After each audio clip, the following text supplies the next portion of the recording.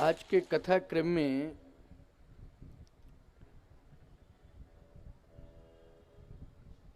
हम सब थोड़ा थोड़ा हर कांड पर ध्यान देते हुए और प्रत्येक कांड के किसी एक विशेष पात्र की थोड़ी सी चर्चा करते हुए अरण्य कांड, किष्किंधा कांड, सुंदर कांड, लंका कांड एवं उत्तर कांड तक की कथा श्रवण करेंगे। राज्याभिषेक तो उत्तर कांड में ही होगा। अरण्य कांड में भगवान ने अविरल भक्ति दी है। अयोध्या कांड में केवट को विमल भक्ति दी थी। अयोध्या कांड के बाद ही आता है अरण्य कांड। अरण्य कांड में भगवान ने विमल भक्ति दे दी। ये विमल भक्ति किसको दी? भाई अविरल भक्ति तो अयोध्या कांड में केवट को मिल गई, अविरल वो विमल भक्ति। लेकिन अविरल भक्ति का अधिकारी कौन है? बहुत कीन हट लखन से नहीं कछु केवट ले, विदा कीन करुणा यतन भगत विमल बर दे। लेकिन अविरल भक्ति किसे मिली? का अविरल भक्ति तो गिधराज जटायु को मिली। गिधराज जटायु अविरल भक्ति के अधिकारी हैं, तभी तो भगवान ने अविरल भक्ति दी। प्रमाण क्या है? अविरल भगति मांग बरो, गीध गयऊ हरिधाम।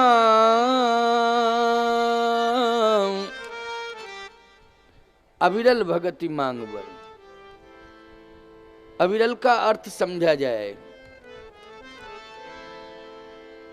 जैसे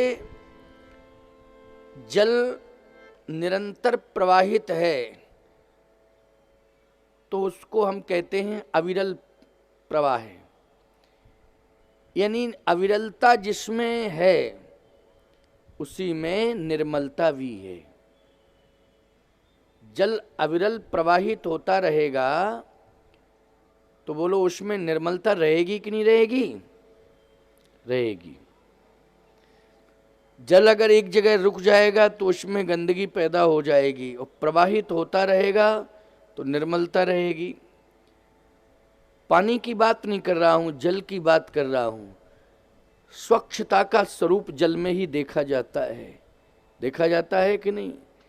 पानी तो फिर वो जल पता नहीं कहां कहां किस किस तरह से वो अगर स्वच्छ स्थान का स्पर्श करते हुए वह जल चलता रहता है तो निरंतर उसमें स्वच्छता ही रहती है।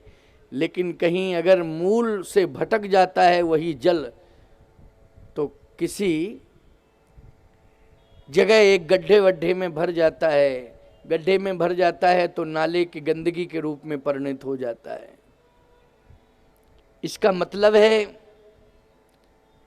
कि हमें समूह के साथ चलना चाहिए, और उस समूह के साथ चलना चाहिए जो समूह सद्मार्ग पर चल रहा हो।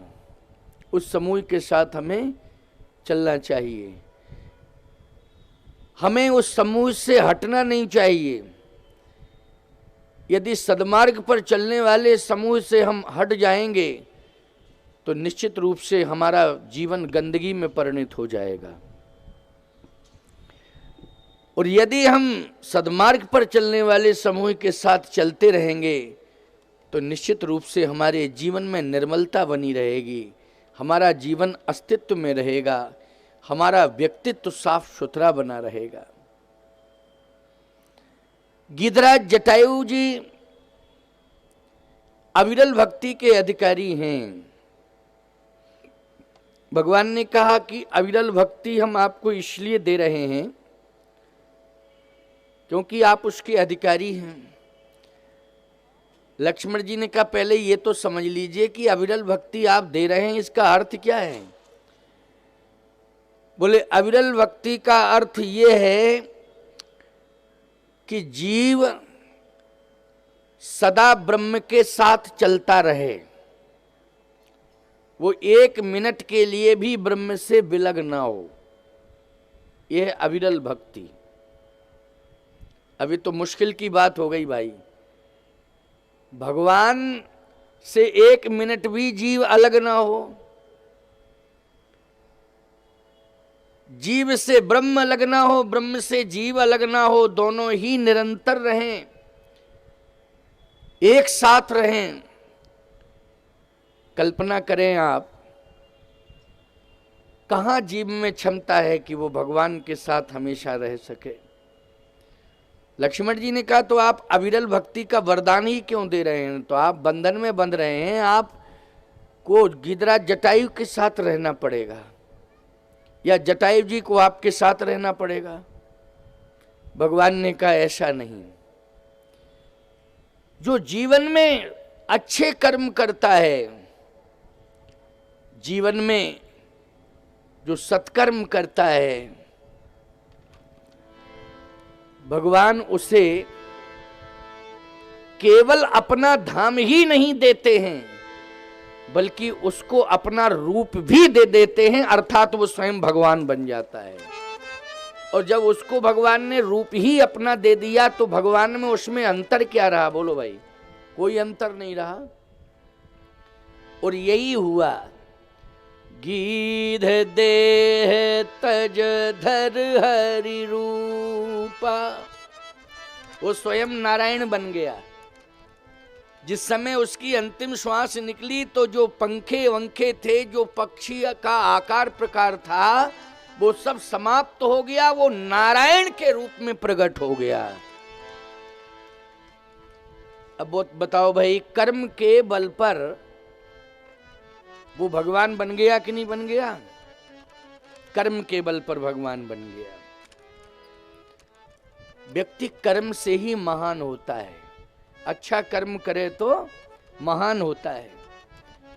इसलिए संत और शास्त्र कहते हैं कि जीवन में अच्छा काम करो, अच्छा काम करो। कर्म से हम महान हो सकते हैं। हम दावे के साथ कहते हैं हमारा भारत महान है। भारत में अच्छे अच्छे काम होते हैं तभी ना महान है। सत्संग भारत में हो रहा है, गंगा यमुना सरस्वती त्रिवेणी भारत में प्रवाहित हो रही हैं। मानसरोवर भले ही तिब्बत में चला गया हो, लेकिन सबसे ज्यादा मानसरोवर में स्नान करने के लिए सनातनी जाते हैं कि नहीं जाते हैं? बोलो भाई, भारत के लोग ही तो सबसे ज्यादा जाते हैं। वो तो हमारी भूल के कारण वो मानसरोवर हमसे हट गया, वो तिब्बत में चला गया। वास्तव में मानसरोवर के ऊपर मूल अधिकार तो हमारा है।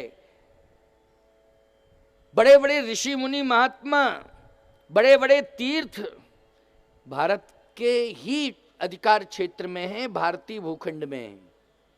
भारत हमारा इसलिए महान है। विश्व बंधुत्व की भावना से ओतप्रोत व्यक्तित्व है भारतीय लोगों का।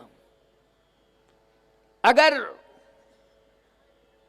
विश्व का कल्याण हो ये नारा बुलंद किया जाता है तो किसी अन्य दूसरे देशों के मंच पर नहीं, वो भारत के मंच से ही ये नारा दिया जाता है, विश्व का कल्याण हो।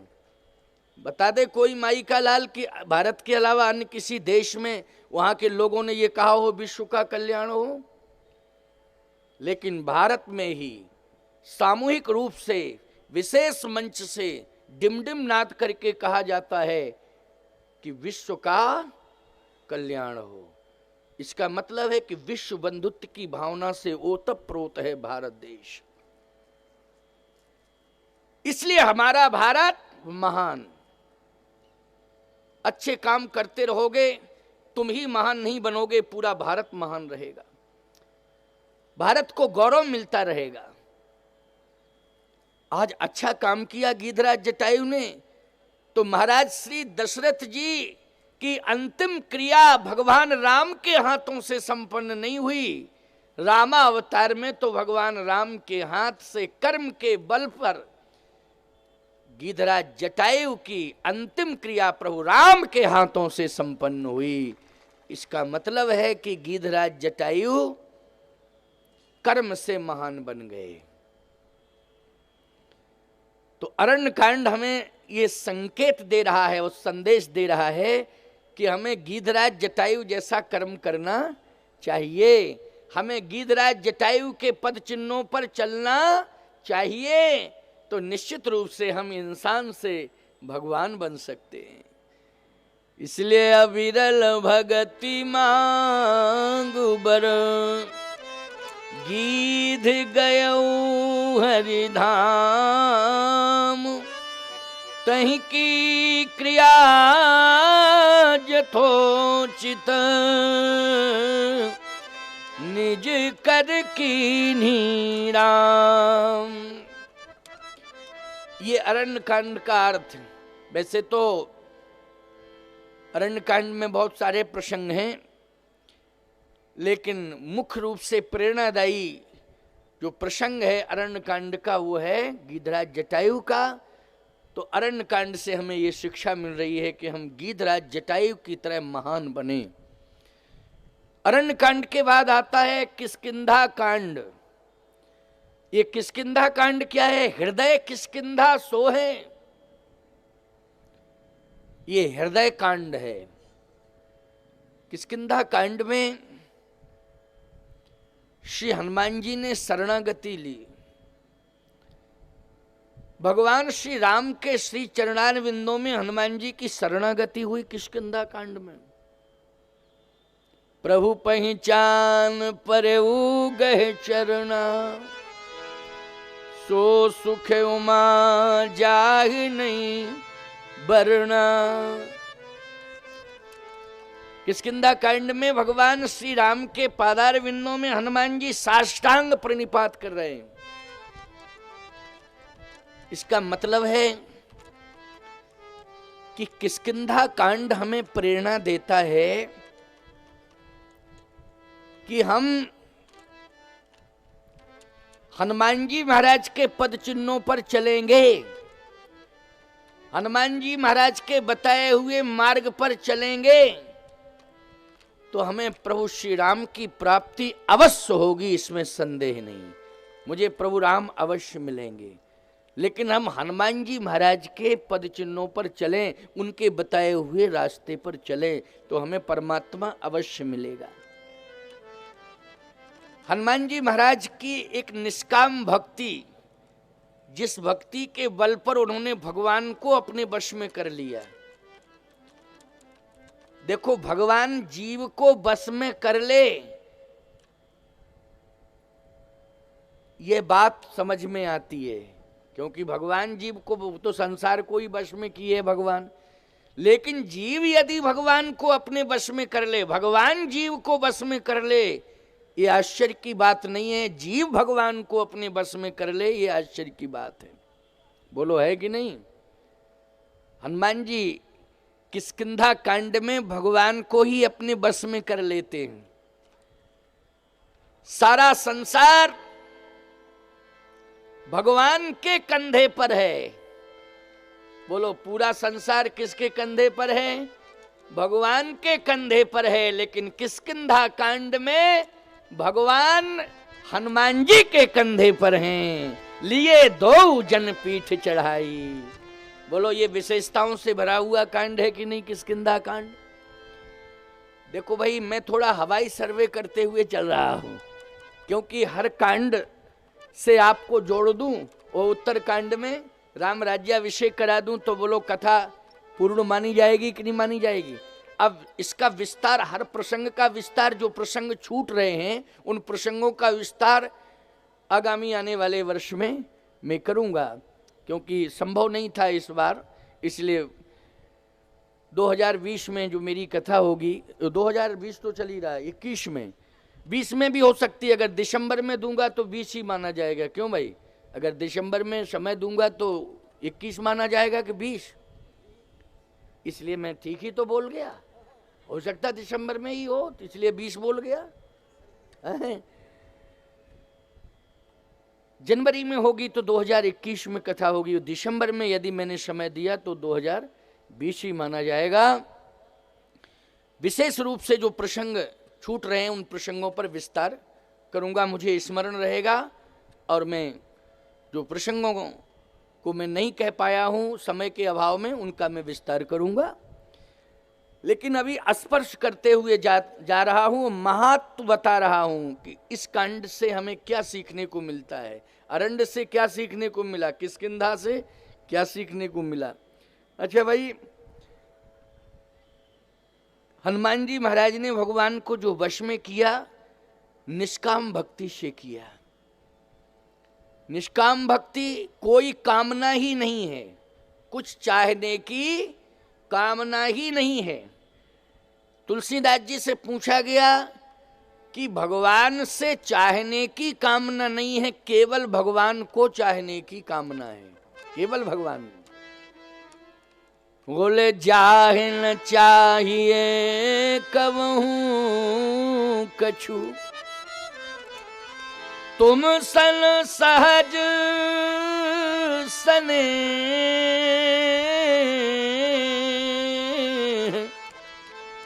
बसहु निरंतरता सुर, सोराउर निज गे। हनुमान जी को कुछ भी नहीं चाहिए, लेकिन भगवान चाहिए। तो भगवान कहते हैं कि तुम्हारी भक्ति से मैं प्रभावित हो गया हूं, काम सब तुम ही करोगे। राम के जितने भी काम हैं, राम के जितने काम हैं, वो सारे काम तुम पूरे करोगे। संसार का काम तुमसे कोसों दूर रहेगा और राम का काम सदा तुम्हारे पास रहेगा। तो संसार का जितना काम है हनुमान जी से कोसों दूर है, लेकिन जो राम जी का काम है वो हनुमान जी के सदा पास है। जितने भी राम जी के काम थे वो लोग किसने पूरे किए? वो हनुमान जी ने किए। किष्किंधा कांड हमें शरणागति दिलाता है। अच्छा, सुंदरकांड, सुंदरकांड शब्द ही बड़ा दिव्य है भाई, सुंदर। और सभी कांडों में तो नाम दिया है। जैसे बालकांड, भगवान का जन्म हुआ तो फिर जन्म के कारण चूंकि बाल लीला हुई भगवान की, तो जन्म के बाद बाल लीला हुई, तो बाल लीला जिस कांड में होगी उस कांड का नाम क्या होगा? बालकांड। और विवाह तक है बालकांड। तो मैं मानता हूं कि जन्म से लेकर के विवाह तक बाल लीला होती है। होती है कि नहीं होती है? अरे भैया, पहले पुराने जमाने में तो बचपन में ही शादी हो जाती थी कि नहीं? इसका मतलब है कि विवाह तक बाल लीला ही है। इसलिए बालकांड, भगवान की जिसमें बाल लीलाएं हैं वो बालकांड। और सत्य तो यही है प्यारे, संसार वालों का विवाह है भले ही वो दैहिक संबंध से जुड़ता है, लेकिन सीताराम जी का विवाह है सांसारिक विधि से परे है प्यारे। जिस तरह से बालकों के जीवन में निर्मलता पवित्रता रहती है, ठीक उसी प्रकार से श्री सीताराम जी के विवाह में भी निर्मलता और पवित्रता ही है सदा। इसलिए वो एक बाल लीला के अंतर्गत ही आता है। सीताराम जी का विवाह भी किसके अंतर्गत आता है? बाल लीला के अंतर्गत आता है, क्योंकि उस विवाह में दैहिक स्वरूप नहीं है।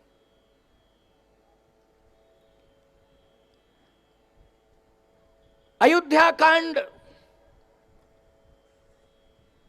अयोध्या के सम्राट का जिसमें मरण हुआ हो,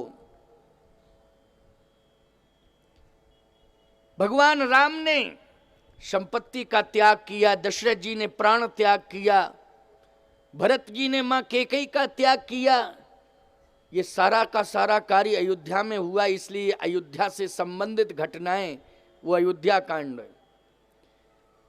अरण्य कांड का अर्थ मैं बता ही चुका हूं, किष्किंधा का भी बता रहा हूं, लेकिन सुंदर अरण्य मानी वन में अरण्य अभयारण्य से संबंधित जो भी लीलाएं हैं वो अरण्य कांड है। किष्किंधा से संबंधित जो भी घटनाएं घटी वो किष्किंधा कांड है। लेकिन सुंदर कांड, ये इसमें तो किसी नगर डगर का नाम ही नहीं है, इसमें तो सीधा लिखा है क्या, सुंदर कांड। आप कहो महाराज इसमें सुंदर सुंदर काम हुए होंगे इसलिए सुंदर कांड। सोचो जरा, पूरी लंका में आग लगी कि नहीं लगी इसी कांड में? पहले ये बताओ, पढ़ते हो ना रामायण, सुंदर कांड में ही पूरी लंका में आग हनुमान जी ने लगाई। जारा नगर निमिष एक माही, एक विभीषण कर ग्रह नहीं। बोलो ये चौपाई किस कांड की है? सुंदर कांड की चौपाई है, सुंदर कांड की चौपाई है। पूंछ बुझाए खो स्त्रम धर लग रूप बहोर, पूंछ में आग लगी थी तब तो बुझाई गई। रहा न नगर वसन घृत तेला, बाढ़ी पूंछ कीन कपि खेला। खेल आपने सुने होंगे, खेला सुना कहीं? बोलो भाई, सब जगह होते हैं खेल, लंका में हुआ खेला। बोलो हुआ खेला कि नहीं? प्यारे, इतनी बड़ी घटना लंका में घटी, लेकिन उसकी चर्चा सुंदरकांड में हुई। आग लगने वाली घटना लंका नगर की है, लेकिन वर्णन किस कांड में हुआ? सुंदरकांड में। जबकि इसका नाम होना चाहिए था भीषण अग्निकांड, तब तो समझ में आ जाता कि पूरी लंका जल के खाक हो गई, इतना बड़ा अग्निकांड कहीं हुआ ही नहीं। लेकिन सुंदरकांड, बड़ी विचित्र बात है। इसमें सुंदर क्या है? क्या लंका में आग लगना सुंदर है? राक्षस मारे गए, कछु मारे कछु मर्द से कछु मिलाए धर दूर, क्या ये सुंदर है? इसमें सुंदर क्या है? सुंदर कांड के प्रारंभ में ही पढ़ लीजिए, देख लीजिए, सुंदरता यहीं आ गई। कहां आई? गोस्वामी जी कहते हैं सुंदर कांड जहां से शुरू हुआ वहीं सुंदरता आ गई। बोले शुरू कहां से हुआ? जामवंत के बचन सुहाए, जामवंत के बचन सुहाए, जामवंत के बचन सुहाए, जामवंत के बचन सुहाए। सुन हनुमंत हृदय अति भाए, सुन हनुमंत हृदय अति भाए, सुन हनुमंत हृदय अति भाए, सुन हनुमंत हृदय अति भाए। जामवंत के बचन सुहाए और सुन हनुमान अथवा हनुमंत कह लो, हनुमान कह लो, हृदय अति भाए। जामवंत क्या है? बोले मंत्री अति बूढ़ा, बूढ़े हैं, प्रमाण मिला। सुन हनुमान, तो हनुमान क्या है? बोले अतुलित बल धामम। तो बल किसके पास होता है? बूढ़े के पास कि जवान के पास? बोलो, बल तो जवान के पास होता है ना। अतुलित बलधामम, परिचय हनुमान जी का है अतुलित बलधामम। जामवंत जी का परिचय है मंत्री अति बूढ़ा। तो सीधी सी बात है कि जामवंत के बचन सुहाए, सुंदरकांड में बोलने की शुरुआत कौन कर रहा है? अगर ये चौपाई पहली है, शुरुआत हो रही सुंदरकांड की, तो जामवंत जी के बोलने से सुंदरकांड शुरू हुआ कि नहीं हुआ? हुआ। और सुन कौन रहा है जामवंत जी की बात? स्पष्ट नाम लिया है हनुमान। सुन हनुमंत हृदय अति भाए, हनुमान जी सुन रहे हैं। हनुमान जी अतुलित बलधामम जवान हैं, नौजवान हैं। जामवंत मंत्री अति बूढ़ा, वृद्ध नहीं वयोवृद्ध हैं जामवंत जी महाराज। सीधी सी बात है, सुंदर कांड की शुरुआत बूढ़े के बोलने से हुई और बूढ़े की बात को नौजवान सुन रहा है। जिस समाज में बूढ़ा बोलता हो और बूढ़े की बात को नौजवान सुनता हो, याद रखना वहीं से सुंदर कांड शुरू हो जाता है। यही सुंदर कांड की विशेषता है। स्पष्ट अर्थ निकल के आ गया कि नहीं सुंदर कांड का? बोलो। आज यही तो दुर्भाग्य है कि बूढ़े की बात कोई सुनना नहीं चाहता है। नौजवान ध्यान ही नहीं दे रहा है, बूढ़ा बोल रहा है लेकिन नौजवान कहता है चुप रहो, मूड ऑफ मत किया करो, तुम बहुत बोलते हो, चुपचाप बैठा करो। मूड ऑफ क्यों करते हो? बूढ़ा मूड ऑफ करता है लेकिन इनकी पत्नी ऑन करती है मूड। क्यों भाई? भाई जब बूढ़ा ऑफ करता है, माँ बाप ऑफ करते हैं, तो ऑन करने वाला भी तो कोई होगा मूड को। पत्नी ऑन कर देती होगी। सावधान, इस भाषा का दुरुपयोग मत करो। इस तरह से इसका अर्थ नहीं लगाया जा सकता है। ये शब्द नहीं बोला करो वृद्धों से, मूड ऑफ मत करो, सुना करो वो बोल क्या रहे हैं, सुनो।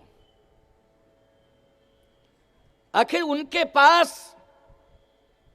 शब्द ही तो रह गए हैं, शक्ति तो चली गई है प्यारे, शक्ति तो चली गई है। और यदि बूढ़े की शक्ति गई है तो निश्चित रूप से वो परिवार के नौजवान के पास ही तो गई है, कहीं दूसरे के पास नहीं। परिवार की जो संतान है, बोलो बूढ़े की शक्ति कहाँ गई है? वो नौजवान के पास गई, परिवार के सदस्यों के पास गई। आखिर वितरण तो शक्ति का वहीं हुआ कि नहीं हुआ? शक्ति को कोई दूसरा नहीं ले गया, शक्ति तो तुम लोगों के हाथ में है। तुम लोग सामूहिक रूप से इकट्ठी करके फिर दे दो उसे ताकत, तो फिर ताकत आ जाएगी बूढ़े में। और परिवार के लोग ईमानदारी से बताओ, जब इकट्ठे होकर के बूढ़े के पास जाते हैं और जैसे ही हाथ जोड़ते हैं और दो शब्द प्रेम के बोलते हैं, तो याद रखना तुरंत ही बूढ़े में उत्साह आ जाता है। कहता है बेटा आशीर्वाद है, खुश रहो खुश रहो खुश रहो। हाथ चलने लगते हैं, उत्साह आ जाता है, आशीर्वाद देने लगता है वो। तो बोलो भाई, जब सामूहिक रूप से परिवार एकत्रित होकर के जिस समय दो शब्द समर्पण के बोलता है, तो शक्ति फिर बढ़ जाती है कि नहीं बढ़ जाती है? और याद रखना, परिवार जब बिखर जाता है तो बूढ़े की शक्ति उससे कोसों दूर हो जाती है। बोलो हो जाती है कि नहीं? और जब परिवार संगठित होता है तो बूढ़े में शक्ति आ जाती है। इसलिए अगर बूढ़े को शक्तिवान बनाना है तो परिवार को संगठित होना पड़ेगा। बोलो बूढ़ा हो जाएगा कि नहीं शक्तिवान? इसलिए संगठित हो जाओ। बूढ़े माँ बाप के पास बुढ़ापे में भी शक्ति आ जाएगी। आज जामवंत जी ने बोलना शुरू किया, हनुमान जी ने हाथ जोड़ के सुनना शुरू किया। सुनि हनुमान हृदय यति भाए, सुनि हनुमंत हृदय यति भाए। हनुमान जी सुन रहे हैं।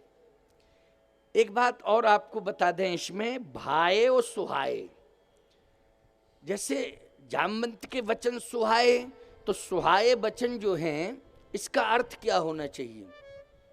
और भाए का अर्थ, मैं तो ये मानता हूं कि जामवंत जी जितना बोले हैं, हनुमान जी सुने तो हैं, लेकिन पूरे वचन सुहाए, पूरे वचन भाए नहीं।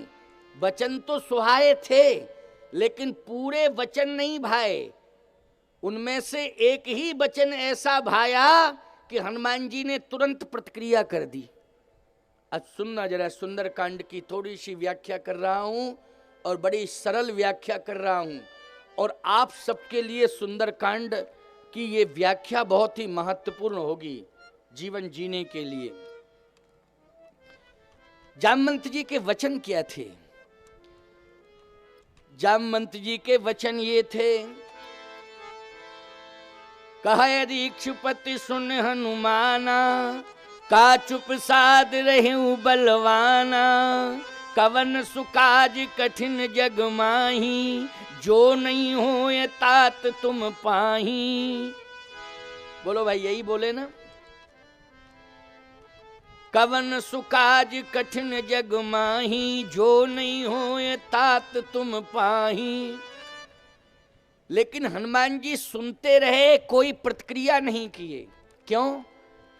जामवंत जी जो बोल रहे थे वो वास्तविक बोल रहे थे, यथार्थ बोल रहे थे।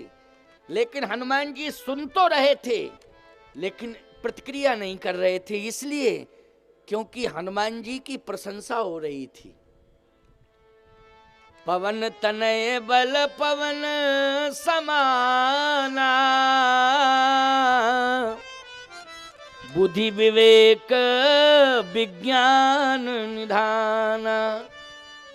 हनुमान जी कुछ भी नहीं बोल रहे, चुपचाप बैठे थे। बानरों ने कहा कि जब बोल नहीं रहे हैं तो बोलना आप ही बंद कर दो, नहीं तो हनुमान जी को बोलना चाहिए। अब हनुमान जी कुछ इसलिए नहीं बोल रहे हैं क्योंकि हनुमान जी अपने मुख पर, अपने समक्ष कोई हनुमान जी के मुख पर हनुमान जी की प्रशंसा करे तो हनुमान जी प्रशंसा सुनते नहीं। हनुमान जी के मुख पर यदि कोई हनुमान जी की प्रशंसा करे तो हनुमान जी सुनते नहीं है, देखते भी नहीं है। और जामवंत जी जो प्रशंसा कर रहे थे वो प्रशंसा सत्य ही है, उसमें असत्य और सत्य कुछ नहीं था। लेकिन हनुमान जी अपनी प्रशंसा सुनने के आदि नहीं है, इसलिए वचन तो सुहाए हैं। क्योंकि सत्य प्रशंसा अगर हो तो वो सुहावनी लगती है। यहाँ सत्य प्रशंसा हो रही है इसलिए सुहावनी है। लेकिन हनुमान जी को क्यों नहीं भा रहे? क्योंकि हनुमान जी अपनी प्रशंसा सुनने के आदि नहीं है, इसलिए चुपचाप बैठे हैं। लेकिन भाई कौन से वचन जामवंत जी के हनुमान जी को? राम काज लग अरे तो अवतारा, तो सुनते हैं भय पर्वताकारा। जैसे ही जामवंत जी ने कहा राम काज के लिए तुम्हारा अवतार हुआ है, हनुमान जी तुरंत पर्वताकार हो गए। क्योंकि राम जी के कार्य के लिए मैं आया हूं, अपनी प्रशंसा सुनने के लिए नहीं आया हूं। बोलो ये चर्चा सुंदरकांड की है कि नहीं? मैं राम जी की प्रशंसा सुनने के लिए आया हूं, राम काज करने के लिए आया हूं, अपनी प्रशंसा सुनने के लिए नहीं आया हूं। इसलिए यही वचन भाई, भाई कि नहीं, ये सुहाय भाई का अर्थ है। सुनते हैं भय पर्वताकारा। जैसे आपके सामने एक थाली में 56 प्रकार के व्यंजन रख के कोई कहे कि अब आप स्वीकार करो, इसमें आपको कौन सा आइटम पसंद है, तो उसमें अनंत व्यंजन हैं। बोले रसगुल्ला, कहे हाँ बहुत अच्छा है, सुंदर है, सुहाए है। रबड़ी बहुत सुंदर, सुहाए। लड्डू, लड्डू तो बहुत अच्छा है, सुहाए। लेकिन पाइए ना, कहे सुहाए है लेकिन भाई इसलिए नहीं, डायबिटीज है। क्यों भाई? सुहाए तो है लेकिन भाई इसलिए नहीं है क्योंकि डायबिटीज है। फिर क्या? बोले चटनी बहुत अच्छी है, ये चटनी ही भाई है, लड्डू नहीं, रसगुल्ला नहीं, क्योंकि इसमें डायबिटीज है। हम कैसे डायबिटिक हैं, कैसे पा सकते? देखने में तो बहुत सुंदर है, मन तो कर रहा है, लेकिन मजबूरी ये है कि हम इसे ग्रहण नहीं कर सकते हैं। सावधान, हनुमान जी की प्रशंसा मिथ्या नहीं हो रही है, बहुत ही अच्छी प्रशंसा हो रही है और सत्य प्रशंसा हो रही है। महत्वपूर्ण बात जामवंत जी के द्वारा कही जा रही है हनुमान जी के व्यक्तित्व के बारे में।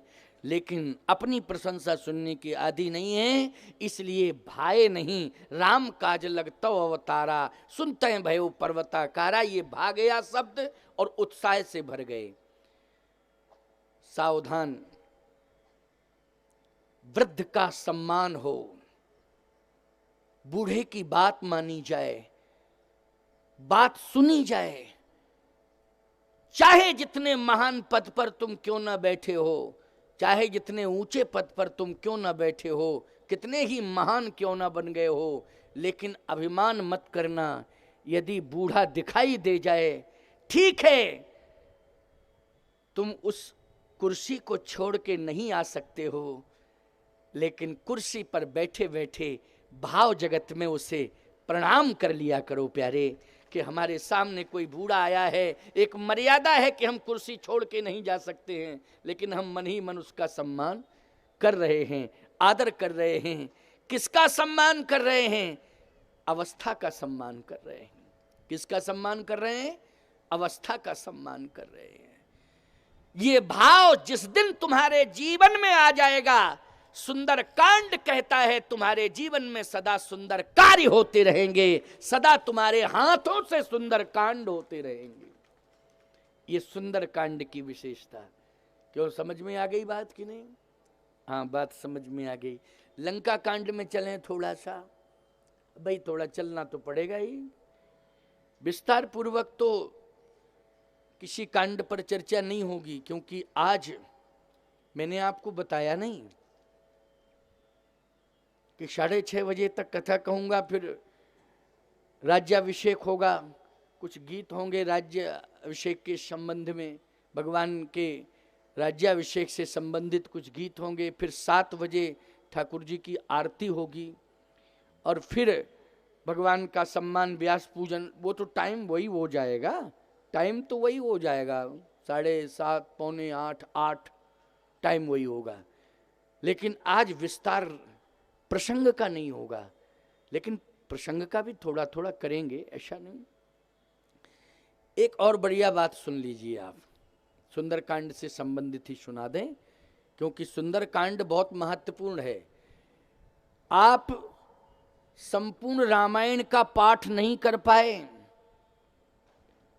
लेकिन आपने अगर केवल सुंदरकांड का पाठ कर लिया, 60 दोहे हैं सुंदरकांड में, यदि आपने सुंदरकांड का पाठ कर लिया तो संपूर्ण रामायण के पढ़ने का फल आपको प्राप्त हो गया। सुंदरकांड ही आपको फल दे देगा।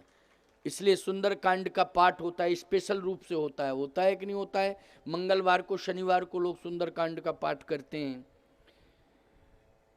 एक विशेषता और है, भूत भविष्य वर्तमान, ये 3 काल हैं। रामचरितमानस में भी 3 काल हैं, भूत भविष्य वर्तमान। रामादल में सुंदरकांड के अंतर्गत ये तीनों काल सामने खड़े हुए हैं। अलग अलग नेतृत्व संभाल रहा है रामादल में, एक एक काल का नेतृत्व एक एक पात्र संभाल रहा है। बोले कौन सा पात्र है और किस काल को संभाल रहा है, उसका नाम क्या है? कहा 3 पात्र हैं और ये विशेष महत्वपूर्ण भूमिका में हैं 3 पात्र। बोले एक तो जामवंत जी महाराज स्वयं, दूसरे हनुमान जी महाराज और तीसरे अंगद जी। तीसरे कौन हैं? अंगद जी। 3 ही काल हैं, भूत भविष्य वर्तमान। भूतकाल का नेतृत्व कर रहे हैं जामवंत जी। अच्छा, समाज में बूढ़ा किस काल का नेतृत्व करता है, जल्दी बताओ? भूताई काल का तो करता है। उससे जब भी बात करो तो वो नेतृत्व की बात, अरे जब मैं ऐसा था तब ऐसा करता था। क्या करते थे? अरे पहले मैं 5 किलो दूध पी जाता था, अब एक समोसा नहीं पचा सकता हूं। पहले 5 किलो दूध पी जाता था, हैं? पहले मैं ऐसा था, ये करता था, मैंने ये किया था। भूत की बात, क्योंकि भूतकाल का नेतृत्व ही करता है बूढ़ा। करता है कि नहीं करता है? लेकिन याद रखना, भविष्य काल का नेतृत्व किसने किया? बोले अंगद ने। वर्तमान काल का नेतृत्व किसने किया? हनुमान जी ने। तो वर्तमान काल कौन है? हनुमान जी हैं। भूतकाल कौन है? अंगद जी हैं। भविष्य काल कौन है? बोले अंगद जी हैं। और भूतकाल कौन है? जामवंत जी हैं। ये जामवंत जी भूतकाल हैं। जामवंत जी ने एक ऐसा संकेत दिया कि वो भूतकाल से संबंधित हो गया। बोले कौन सा संकेत दिया? समुद्र के किनारे यही चर्चा हो रही थी कि जो समुद्र को पार करेगा, ये रामेश्वरम की चर्चा है, रामेश्वरम की, ये बंबई के समुद्र के किनारे नहीं चर्चा हुई, ये हुई दक्षिण भारत में रामेश्वरम के तट पर। वहां सभी बानर खड़े हुए हैं। जामवंत जी ने कहा कि सीता जी का पता लगाना है। कहा सीता जी का पता ही लगाना है? कहा पता लगे तो पता लगावे, पता ही नहीं लग रहा है।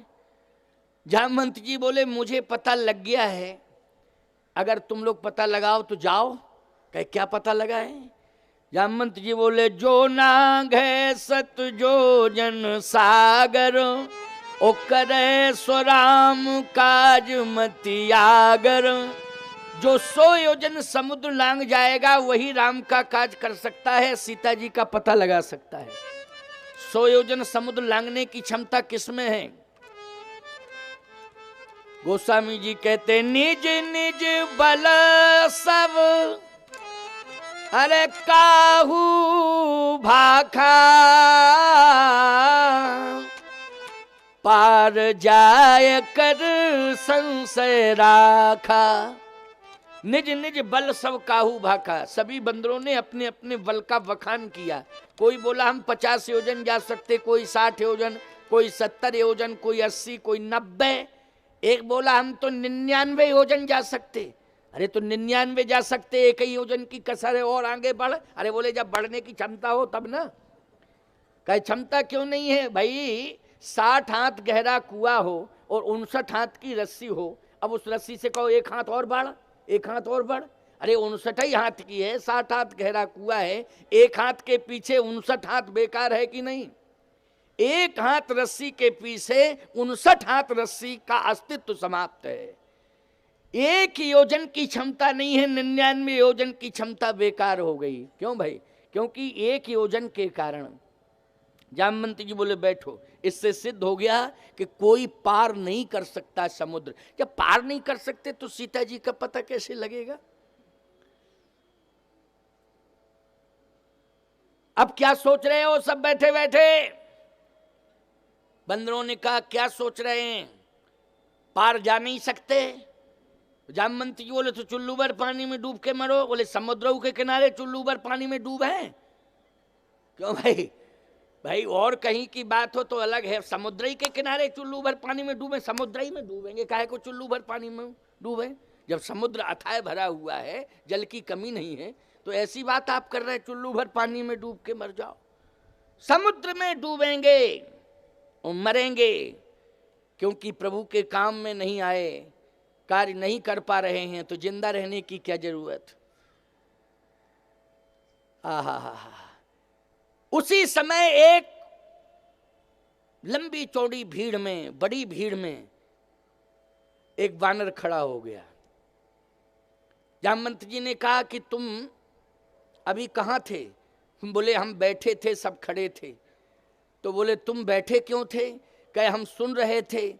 कहे अब क्या है? बोले जब सबका बल हमने देख लिया तब हमें बोलना पड़ा।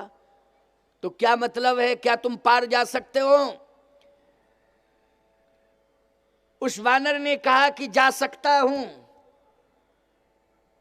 अच्छा, 100 योजन का समुद्र है। उस वानर ने कहा 500 योजन जा सकता हूं, 1000 योजन जा सकता हूं। और बताओ, इसका मतलब है कि उम्मीद बन गई। क्यों भाई? बन गई कि नहीं? और उम्मीद बढ़ भी गई। अब तो सीता जी का पता लग ही जाएगा, क्योंकि क्षमता इतनी है कि 500 योजन 1000 योजन तक जाने की क्षमता। जामवंत जी ने कहा नाम बताओ, नाम क्या है? उस वानर ने कहा मेरा नाम है अंगद। अच्छा, अंगद तुम्हारा नाम है? अंगद कहा जाऊं मैं पारा, और जिये संशय कछु फिरती वारा। अंगद ने कहा कि मैं जा तो सकता हूं लेकिन लौट के नहीं आ सकता हूं। जामवंत जी बोले फालतू की बात क्यों कर रहे हो, बैठो चुपचाप, दिमाग खराब कर रहे हो कि जा सकता हूं लेकिन लौट के नहीं आ सकता हूं। ये किस काल की बात कर रहे हैं बोलो? ये भविष्य काल की बात कर रहे हैं कि नहीं? मैं जा सकता हूं लेकिन लौट के नहीं आ सकता हूं, ये भविष्य काल का नेतृत्व कर रहे हैं। अंगद से कहा कि भाई जब तुम 500 योजन 1000 योजन जा सकते हो तो लौट के क्यों नहीं आ सकते हो? अंगद ने कहा इसलिए कि लंका कुप्रवृत्ति का नगर है। देखो भाई कितनी बढ़िया बात। मैं बालक हूं, लंका कुप्रवृत्ति का नगर है, कुप्रवृत्ति में प्रवेश करना सरल है लेकिन कुप्रवृत्ति से निकलना बहुत कठिन है। मैं बालक ही तो हूं, अगर कुप्रवृत्ति में प्रवेश कर जाऊंगा तो निकलना मुश्किल हो जाएगा। जा तो सकता हूं लेकिन निकल नहीं सकता हूं। देखो ये संकेत मिल रहा है कि नहीं मिल रहा है? युवा पीढ़ी को भी मिल रहा है और बच्चों को भी मिल रहा है संकेत, आप सबको भी संकेत मिल रहा है। अंगद ने कितनी बढ़िया बात कही कि लंका कुप्रवृत्ति है और कुप्रवृत्ति का नगर ही घोषित किया गया है। तुलसीदास जी महाराज ने कुप्रवृत्ति का नगर घोषित किया है लंका को। इसलिए मैं असमर्थ हूं, जा सकता हूं लेकिन वापस नहीं आ सकता हूं। अच्छा, किसी ने कहा अंगद गया तो है लंका, फिर लौट के कैसे आ गया? कहे पहले हनुमान जी गए। बोलो गए कि नहीं गए? और हनुमान जी के जाने से वहां का वातावरण ईमानदारी से बताओ परिवर्तित हुआ कि नहीं हुआ? हुआ कि नहीं हुआ परिवर्तित? इतना परिवर्तित वातावरण हुआ कि हनुमान जी जब पहुंचे और लंका में आग लगाई तो जितने राक्षस थे सब रावण को गालियां देने लगे थे। बोलो देने लगे थे कि नहीं? सब रावण को गालियां देने लगे थे। नहीं तो रावण को कौन गाली दे सकता था? सब रावण को गालियां देने लगे थे। हनुमान जी ने जाके कुप्रवृत्ति की लंका में आग लगाई। पहले बोलो लगाई कि नहीं लगाई? उसको जला के भस्मीभूत कर दिया, खाक कर दिया। सीधी सी बात यह है कि जब लंका जल के खाक हो गई तो प्रभावित कौन करेगा अब?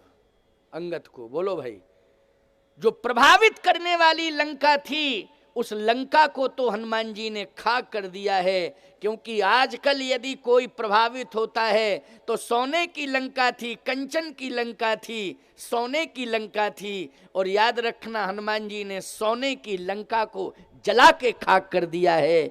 हनुमान जी महाराज ने ऐसा माहौल बनाया लंका में कि लंका जब खाक हो गई जल के तो राक्षस सब भयभीत हो गए। राक्षस जब भयभीत हुए तो बोलो अंगद जी को देख करके सब भागने लगे थे कि नहीं भागने लगे थे? बोलो जब अंगद जी प्रवेश किए तो राक्षस जितने थे सब देख के भागने लगे थे कि नहीं?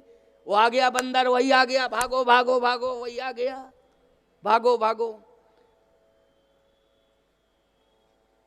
और अंगद जी ने सबसे पहले तो ऐसा माहौल बनाया पहुंचते ही, क्योंकि हनुमान जी का बल मिल गया था ना, हनुमान जी ने मार्ग प्रशस्त कर दिया था। लेकिन पहले समुद्र को पार करना अंगद के लिए आसान है, लेकिन लंका में प्रवेश करना कठिन है क्या? समुद्र पार करना ही कठिन था अंगद के लिए। क्यों? ये सोने की लंका तो बाद में मिलती अंगद को, पहले सोने का पहाड़ मैनाक मिल जाता। बोलो मिल जाता कि नहीं मिल जाता? लंका तो बाद में मिलती, लेकिन पहले अगर समुद्र पार करते तो कौन मिलता? सोने का पहाड़। हनुमान जी जब पार कर रहे थे तो सबसे पहले कौन मिला था? सोने का पहाड़ मिला था, मैनाक। कोई व्यक्ति जा रहा हो, 1-2 किलो सोना उसको दिखा दो तो रुक जाएगा कि नहीं? रुक जाएगा कि नहीं? वो कहेगा दिन 2 दिन रुके, दिन 2 दिन 4 दिन रुके रहेंगे, कोई दिक्कत की बात नहीं। और किसी को सोने का पहाड़ दे दो, कहो लो हम यही दे रहे, बोले जिंदगी भर रुके रहेंगे, अब तो कोई दिक्कत ही नहीं है। जब सोने का पहाड़ ही मिल रहा है तो अब तो जिंदगी भर रुके रहेंगे, आगे जाने की जरूरत ही नहीं है। लेकिन सही बताओ, ये सोने का पहाड़ क्या हनुमान जी को प्रभावित कर पाया था? नहीं कर पाया। प्यारे, हनुमान जी तो चुपचाप बैठे हैं। अंगद कहता है मैं जा सकता हूं, लौट के नहीं आ सकता हूं। इसका मतलब है कि भविष्य काल भी राम काज करने में सामर्थ्यवान नहीं है। जामवंत जी ने कहा ये है तुम्हारी जवानी, जब मैं जवान था तो मेरी जवानी सुनो। देखो ये भूतकाल बोल रहा है। कौन सा काल? भूतकाल। अंगद जी ने कहा आप अपना परिचय दे दो, क्या है? जामवंत जी बोले जब है त्रिविक्रम भयऊ खरारी, तब मैं तरुण रहूं बल भारी। अंगद जी बोले तब की बात मत करो, अब की बात करो, अब क्या कंडीशन है? बोले अवतन रहन प्रथम बल, लेसा पहले था लेकिन अब नहीं है। तो विचारवान श्रोताओं विचार करना, अंगद जी कहते कि आप में पहले था जामवंत जी महाराज, लेकिन अब तो नहीं है। तो पहले था अब नहीं है, इसका मतलब है अंगद जी कहते कि आपके पास बल तो था लेकिन अब नहीं है। तो ये किस काल की बात कर रहे हैं बोलो भाई? जामवंत जी कर रहे हैं भूतकाल की बात कि नहीं? भूतकाल से भी रामकाज होने वाला नहीं है। वर्तमान काल का नेतृत्व तो हनुमान जी करेंगे। जामवंत जी ने जैसे ही कहा कवन सुकाज कठिन जग माही, जो नहीं होए ता तुम पाही। कौन सा ऐसा कार्य कठिन है जो तुमसे नहीं हो सकता है? हनुमान जी सोच रहे हैं कि ये तो मेरे बल की प्रशंसा हो रही है और मैं अपनी प्रशंसा सुनने का आदी नहीं हूं। जामवंत जी समझ गए कि निश्चित रूप से भूल हम ही कर रहे हैं, क्योंकि हम हनुमान जी के बल की बात कर रहे हैं। हनुमान जी के पास बल तो अपरिमित बल है, लेकिन ये अपने बल की प्रशंसा सुनने के आदी नहीं है। बुद्धि भी अपरिमित है, लेकिन बुद्धि की प्रशंसा सुनने के आदी नहीं है। गलती मेरे द्वारा हो रही है। हनुमान को तो राम की प्रशंसा सुननी है, राम की प्रशंसा सुनने के आदी हैं। जैसे कहा राम काज लग अरे तब अवतारा, सुनत ही भयऊ पर्वताकार। जैसे ही कहा राम काज के लिए तुम्हारा अवतार हुआ, हनुमान जी ने पर्वताकार शरीर बना लिया। सुमेर पर्वत छोटा पड़ गया। पर्वतों में सबसे ऊंचा पर्वत कौन है? सुमेर पर्वत। लेकिन सुमेर पर्वत छोटा हो गया। हनुमान जी सुमेर पर्वत से भी ऊंचे हो गए। लेकिन एक विशेषता बता रहा हूं आपको कि ऊंचाई तो इतनी हो गई कि सुमेर पर्वत छोटा हो गया। सीधी सी बात यह है, आप अपने जीवन में, नौजवानों से कह रहा हूं, आप अपने जीवन में इतने ऊंचे पद पर पहुंच जाएं कि जितने भी पद हैं वो सब आपके नीचे आ जाएं। आप भले ही राष्ट्रपति क्यों ना बन जाएं, सर्वोच्च पद पर पहुंच जाएं, लेकिन हनुमान जी की तरह आपको ध्यान देना होगा कि हनुमान जी इतने ऊंचे, सुमेर पर्वत की ऊंचाई से भी ऊंचे हो गए। लेकिन जैसे ही जामवंत जी ने कहा हनुमान क्या चाह रहे हो, क्या करना चाह रहे हो? अब ऊंचे पद पर बैठने वाला व्यक्ति तो सामर्थ्यवान होता है, सब कुछ कर सकता है। हनुमान जी ने कहा सब कुछ कर सकता हूं। क्या क्या कर सकते हो बताओ जरा? बोले समुद्र लांग दूंगा। अच्छा समुद्र लांग जाओगे? फिर बोले समुद्र ही नहीं लांघूंगा, बल्कि समुद्र पार करने के बाद त्रिकूट पर्वत पर जो लंका बसी है उसको, त्रिकूट को उखाड़ के लंका को ही समुद्र में त्रिकूट पर्वत के समेत फेंक दूंगा। ये तो बहुत बड़ी बात हो गई। क्यों भैया? पूरा त्रिकूटी पर्वत के समेत उखाड़ के लंका को समुद्र में फेंक देंगे हनुमान जी। सामर्थ है, हनुमान जी ऐसा कर सकते हैं। बोले ये करूंगा। बंदरों ने कहा बहुत अच्छी बात है, आप ये सब करके आ जाओ, लंका जाने की जरूरत ही नहीं पड़ेगी, आवश्यकता ही नहीं लंका जाने की। जब आप त्रिकूट पर्वत को उखाड़ेंगे और लंका के सहित जो है त्रिकूट पर्वत और लंका को सब समुद्र में फेंक देंगे, तब तो कहना ही क्या है, बहुत अच्छा कार्य है, मामला सब निपटा ही गया, क्या दिक्कत की बात है। जामवंत जी बोले फिर सीता जी तो लंका ही में है, उनका क्या होगा? जब त्रिकूट पर्वत को उखाड़ोगे और त्रिकूट को फेंकोगे समुद्र में, तो सीता जी तो आखिर लंका ही में न बैठी हैं, कहाँ जाएंगी वो? हनुमान जी बोले हाँ ये बात तो आप ठीक कह रहे, तो जो मैं कह रहा हूं उसको तुम करोगे कि नहीं? उसी समय हनुमान जी ने हाथ जोड़ के कहा, जामवंत में पूछो तो ही उचित सिखावन दीजिए सी मोही। हम आपसे यही पूछ रहे हैं, उचित क्या है, जैसा आप बताएंगे मैं वैसा ही करूंगा। अब विचारवान श्रोताओं विचार करना, इतनी ऊंचाई पर पहुंचने के बाद हनुमान जी सम्मान किसको दे रहे हैं? बूढ़े को दे रहे हैं। बोलो दे रहे हैं कि जामवंत में पूछो तो ही उचित सिखावन, हमें आप बताओ कि करना क्या है, जो आप बताएंगे वही उचित मानूंगा, वही करूंगा। ये नहीं कि मैंने जो कह दिया सो कह दिया, अब मुझे कोई रोक टोक नहीं सकता है, मैं सामर्थ्यवान हो गया हूं, मैं जो करूंगा वही होगा और मैं कर सकता हूं, मैं किसी की सुनूंगा ही नहीं। याद रखना, ये अभिमान होगा। और जो ऊंचाई पर पहुंचने के बाद अपने से बड़े वृद्ध जन हैं, जो वृद्ध जन हैं, सम्माननीय जन हैं, उनकी बात सुनेगा, वो अभिमान नहीं, वही हनुमान होगा प्यारे। इसलिए हनुमान बनने की कोशिश करो, अभिमान बनने की कोशिश मत करो। आज बूढ़े जामवंत की बात सुन रहे हैं हनुमान। आज जामवंत जी यही तो कह रहे हैं, इतना करहु तात तुम जाई, सीता ही देख कहूं सुधी आई। सीता जी को देख करके सीता जी की सुध राम जी को सुनाना है, केवल इतना करना है, केवल इतना।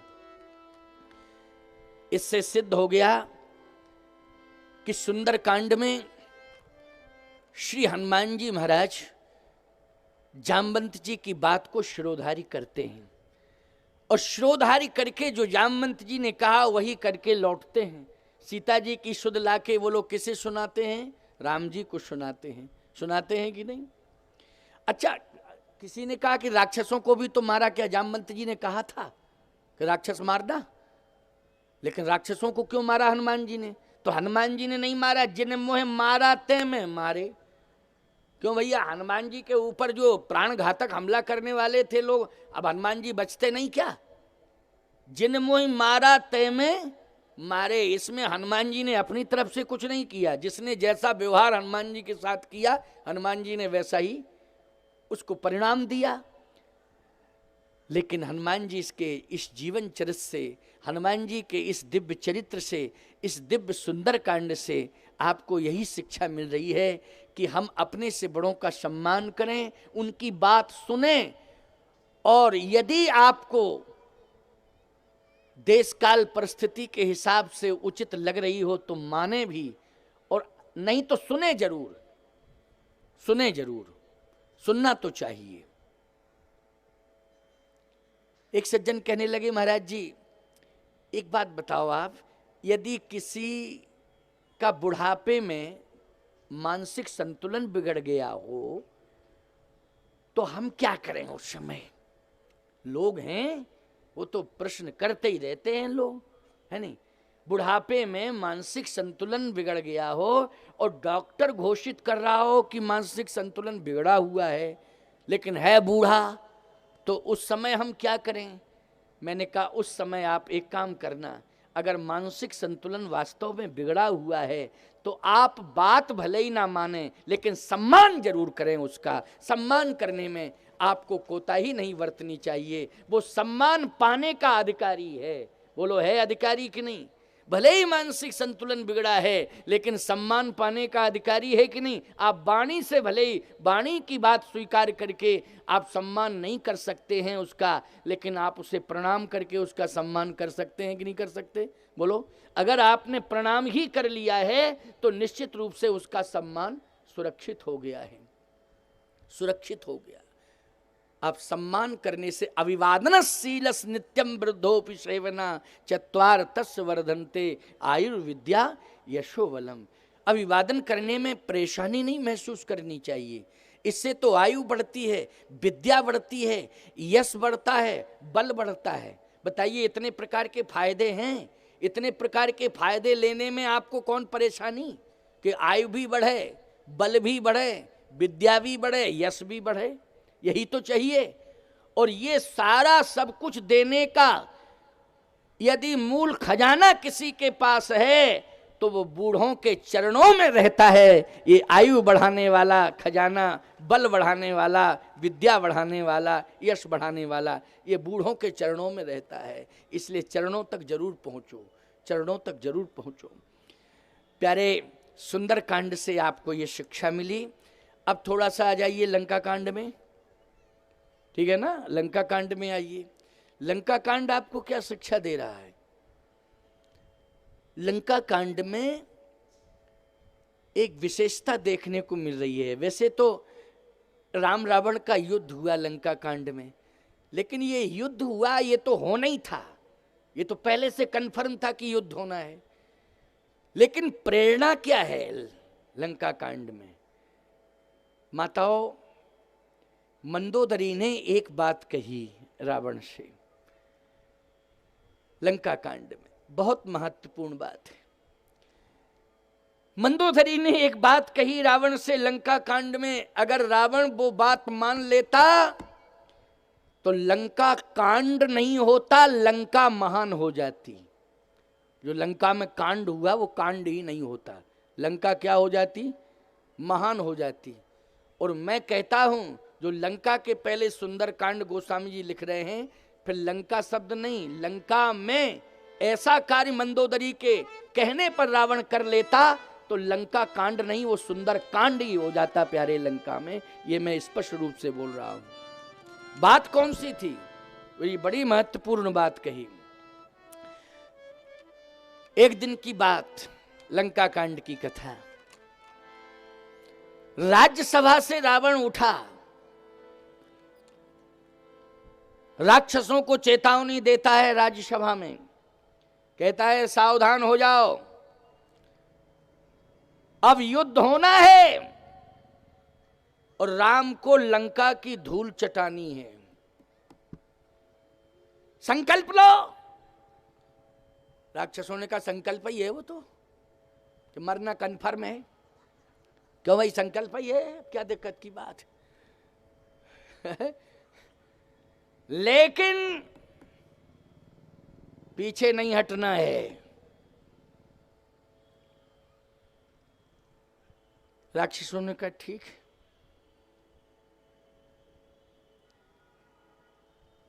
क्रोध में गया। मंदोदरी जिस भवन में बैठी थी, क्रोध में आंखें लाल हैं रावण की। मंदोदरी ने कहा आज आप बहुत क्रोध कर रहे हैं, आंखें लाल हैं, कारण क्या है? बोले युद्ध करना है, कल से युद्ध प्रारंभ होगा, राम को लंका की धूल चटानी है। मैंने आदेश दे दिया राक्षसों को कि पीछे नहीं हटना है। मंदोदरी बोली मेरा आज सुबह एक सुझाव है और ये सुझाव अंतिम सुझाव है मेरा। आप सबकी सुन रहे हैं, आप मेरी भी सुनेंगे कि नहीं? रावण बोला नहीं, तेरी क्यों नहीं सुनूंगा, तू सुझाव तो दे। का पहले ये बताओ सुझाव को आप मानोगे? रावण बोला मेरे फेवर का होगा तो मान लूंगा, और मेरे फेवर का सुझाव नहीं होगा तो क्यों मानूंगा? मंदोदरी ने कहा मैं आपकी पत्नी हूं, मैं तो फेवर में ही बोलूंगी, ऐसा आप क्यों मान रहे हैं? अच्छा बोलो, पत्नी पति के फेवर में बोलेगी कि नहीं बोलेगी?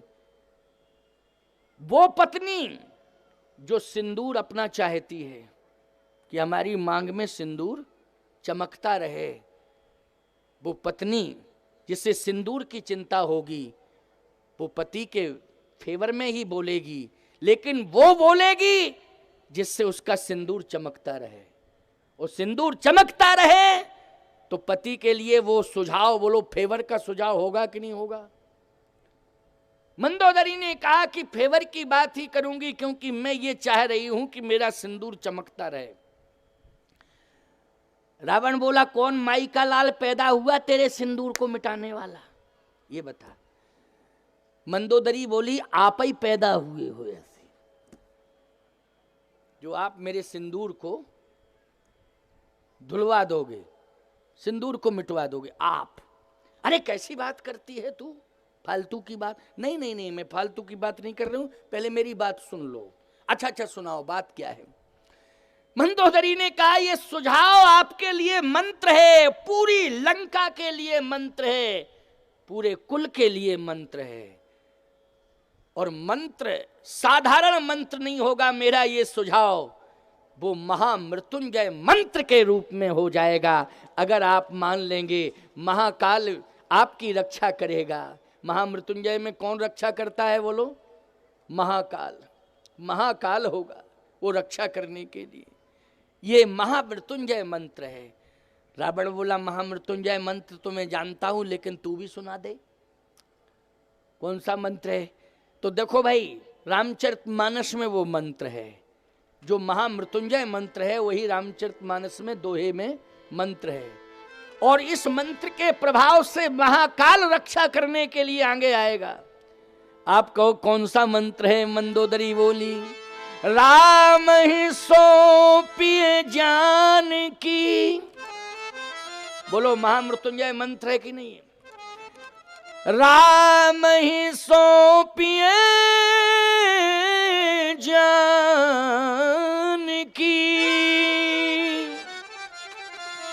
नाय कमल पद्माथ, ओ सुत कहूँ राज समर्प बन जाहे भजो रघुनाथ। बोलो, ये महामंत्र है कि नहीं? और महामृत्युंजय मंत्र हो गया कि नहीं? इससे महाकाल रक्षा करेगा कि नहीं करेगा? वाह, धन्य है। बोलो, लंका कांड में ये महत्वपूर्ण बात है कि नहीं? ये बड़ी प्रेरणादायी बात है, बड़ी महत्वपूर्ण बात। बस मेरी यही प्रार्थना है कि हम और आप चलें और सीता जी को सम्मान पूर्वक ले जाएं और प्रभु राम के हाथों में सौंप दें। और फिर लंका की गद्दी पर नहीं बैठना है। सुत कहु राज समर्प बन जाए भजो रघुनाथ। हम दोनों फिर भजन करें, भजन करें। इसी में सार है, इसी में मेरी मांग के सिंदूर की रक्षा है। क्या बात है, ये महत्वपूर्ण बात कही मंदोदरी ने। रावण कहता है, मंदोदरी, इसका मतलब यह है कि तू मेरी भुजाओं के बल को नहीं जानती। मेरी भुजाओं में कितनी ताकत है ये तू जानती नहीं है। मंदोदरी ने कहा कि मुझसे ज्यादा आपकी भुजाओं के बल के बारे में कौन जानेगा? बोलो, मैं नहीं जानते हो? मुझसे ज्यादा कोई जान नहीं सकता है। रावण बोला, तुम मेरी भुजाओं में कितनी ताकत है? क्या राम मेरी भुजाओं के बल से टकरा सकता है, टिक सकता है? राम मेरी भुजाओं के बल को नहीं जानता है। जब मेरी भुजाएं राम को पकड़ के मसल देंगी और लंका की धूल में मिला देंगी, तब राम को पता चलेगा कि रावण की भुजाओं में कितनी ताकत है। मंदोदरी ने कहा कि राम जी की भुजाएं जितनी हैं उतनी आपकी भुजाएं नहीं है। अरे मेरे पास 20 है, उनके पास तो 2 ही हैं। कहा, आप अंधे हो, दिखाई नहीं दे रहा है। आपके पास 20 भुजाएं हैं, राम जी के पास हजारों भुजाएं हैं। बोलो भाई, हरि है हजार हाथ वाला। बोलो, हजारों भुजाएं हैं कि नहीं? तुम्हें दिखाई नहीं दे रहा है, अंधे हो गए हो। और तुम्हारी भुजाओं में कितना बल है? श्री राम की भुजाओं में इतना बल है कि पूरे ब्रह्मांड को अपनी भुजाओं में समेटे हुए हैं।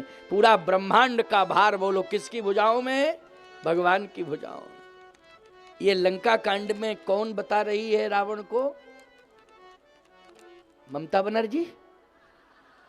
अच्छा, वो मंदोदरी बता रही है। कोई बोल गया तो मैंने फिर इसलिए टोक दिया है। मंदोदरी बता रही है लंका कांड में। मंदो